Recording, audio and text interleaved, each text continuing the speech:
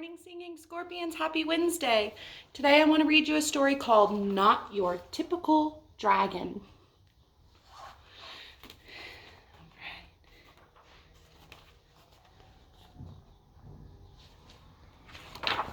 Not Your Typical Dragon by Dan Barrell, illustrated by Tim Barrows. Crispin Blaze was born into a proud family of fire-breathing dragons.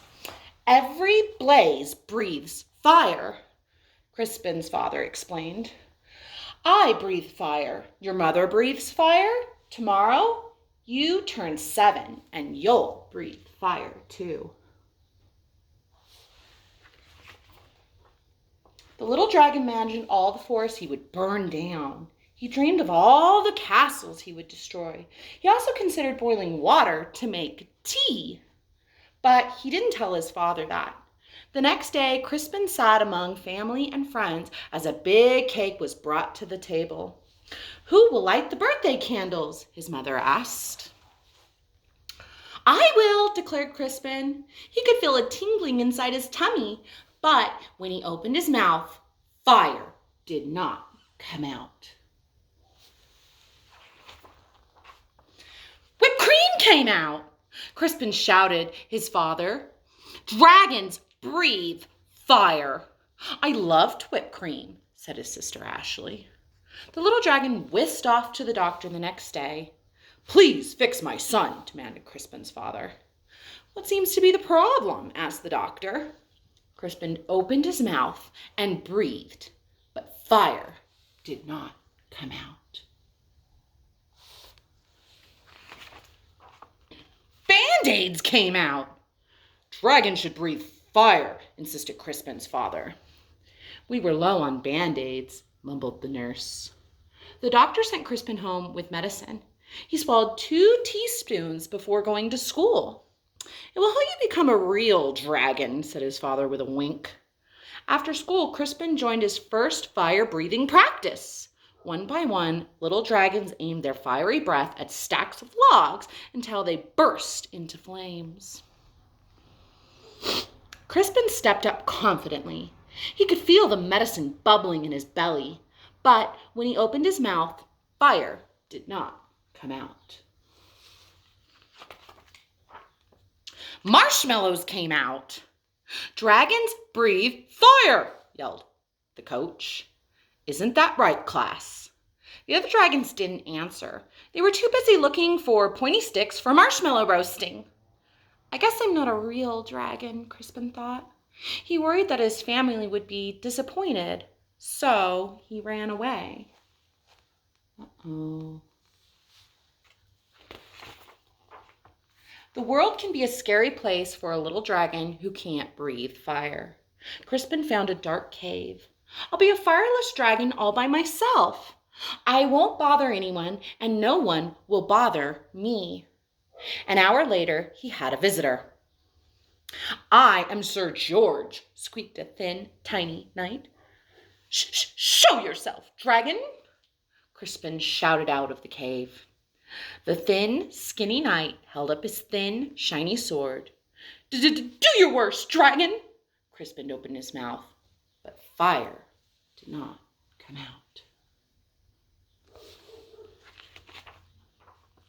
Soap bubbles came out. Don't you breathe fire, dragon? Crispin shook his head. I can't, Sir George moaned. But my father insists that I fight a fire-breathing dragon. It even says here in my book that your typical dragon breathes fire. I am not your typical dragon, Crispin explained. Sir George sighed. I can't go home. Me neither, Crispin nodded. But then he had an idea. Maybe your book could tell us what to do.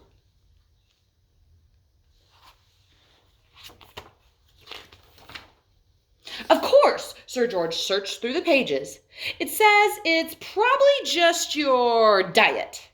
Sir George fed Crispin spicy curry, scorching chili, and blistering salsa. Crispin opened his mouth, but fire did not come out. Red party streamers came out.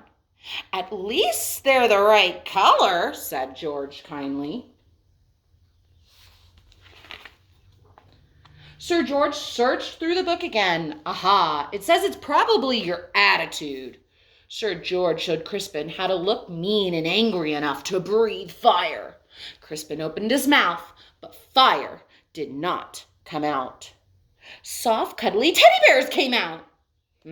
Said Sir George. We may have taken a step backward.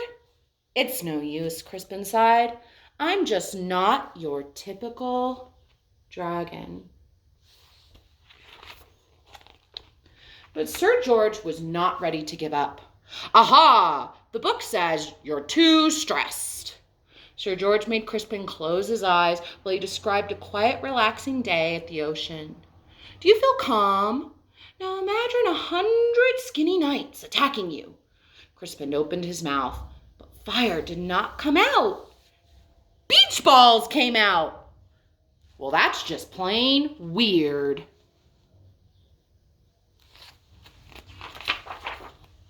Secretly, Sir George was glad that Crispin could not breathe fire. He liked the little dragon and didn't want to fight him. Crispin liked the shiny knight too, but he missed his parents. Sir George, it's getting dark. I want you to go home. The skinny knight patted him on the back. Don't worry, little dragon. I will take you. Crispin's parents were relieved when he arrived home safely. Sir George was about to say goodbye when they heard a shout. There you are, boy! Why on earth are you playing with a fire-breathing dragon? He's my friend, Father, whispered Sir George. And besides, he doesn't breathe fire.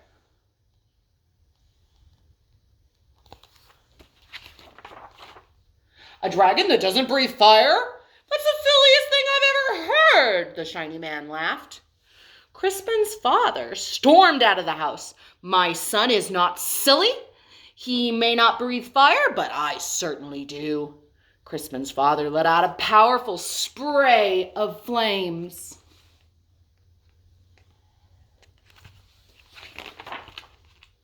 Do your worst, dragon, declared the shiny man. But then the flames scorched the lawn. That's enough, honey, said Crispin's mother. The flames signed the fence.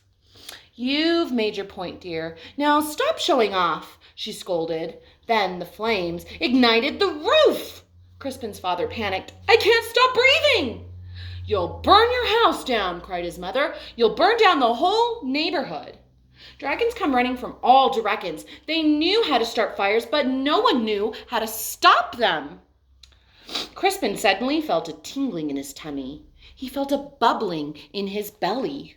He opened his mouth, but fire did not come out. A gush of water shot out. Crispin aimed the water at his father's flames. He saved his home, and he even saved the shiny man, who wasn't looking so shiny anymore. Hooray for Crispin! Everybody shouted. On Crispin's next birthday, there was a big party. Family and friends came from all over land. Sir George and his family came too. Lots of dragons were dancing.